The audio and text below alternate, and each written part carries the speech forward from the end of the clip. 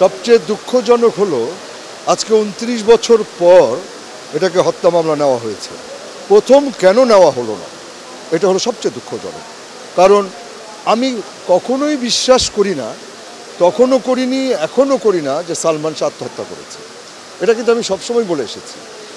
তো একটা জিনিস ভালো লাগছে যে এটা হত্যা মামলায় রূপান্তরিত হয়েছে, কিন্তু আমি প্রচণ্ড যে আশাবাদী যে বিচার হবে তা কিন্তু না। মানে বিচারটা সরকার মানে এই কারণ সেই যে জিনিসগুলো যেগুলো নষ্ট করা হয়েছে, আলামত যে নষ্ট করা হয়েছে, সেই আলামত তো আর নাই, যার জন্যে এখন কিন্তু বিচারটা করা কঠিন হয়ে যাবে।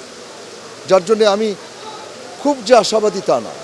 আমি আইনের কাছে প্রত্যাশা করি যেন বিচারটা সঠিকভাবে হয় এবং যারা অন্যায় করেছে তাদের একদম ফাঁসি চাই। আমি এ ব্যাপারে কোনো মার্সি চাই না, সেটা তার সাথে যারা হত্যা করেছে তারা এবং যারা সহযোগী ছিল তারা, কারণ এখানে সহযোগীরাও কিন্তু পাপী, তাদেরও বিচার হওয়া উচিত। এবং এখানে কাউকে যাবজ্জীবন তার এসব না, একদম স্ট্রেট ফাঁসি দেওয়া উচিত। এবং এইটাতে হবে কি, আর শিল্পীদের গায়ে কেউ এভাবে হাত দিতে সাহস পাবে না। কারণ আমাদের দেশে কিন্তু দুটা শিল্পী হত্যা হয়েছে, একটা হলো সোহেল চৌধুরী, একটা হলো সালমান শাহ, তাই না? আরেকটা শিল্পী হত্যা হয়েছে, এটা অনেকে জানে না, খুব ধীরে ধীরে হত্যা হয়ে গেছে, সে হলো গায়ক নীলু। তাকেও কিন্তু আসলে খুব টেকনিক্যালভাবে হত্যা করা হয়েছে, কিন্তু এটার বিচারও হয়নি। এটা অনেকে এটা ওভারকাম করে গেছে, কিন্তু এখন কিন্তু এটা এই যে গায়ক কী নাম, আমার নামটা ভুলে গেছি আমি, হ্যাঁ, ও কিন্তু বলছে সাক্ষাৎকারে যে তাকে চামিচ দিয়ে মাথায় বাড়ি দেওয়া হয়েছে, তারপরেই তার ব্রেন হ্যামারেজ হয়েছে। তাহলে ওটার বিচার হবে না কেন? এবং যে বাড়ি দিয়েছে সেও মারা গেছে। তো এই যে প্রকৃতি বিচার করেছে, প্রকৃতি তাকেও ছাড়ে।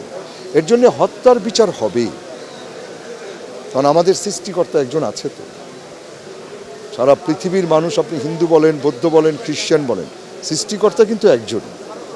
পৃথিবীতে এসে ধর্মের ভাগ হয়, কেউ হিন্দু হয়, কেউ বৌদ্ধ হয়, কেউ মুসলমান হয়, কিন্তু আসলে তো আমরা সবই এক, আমরা সবই মানুষ।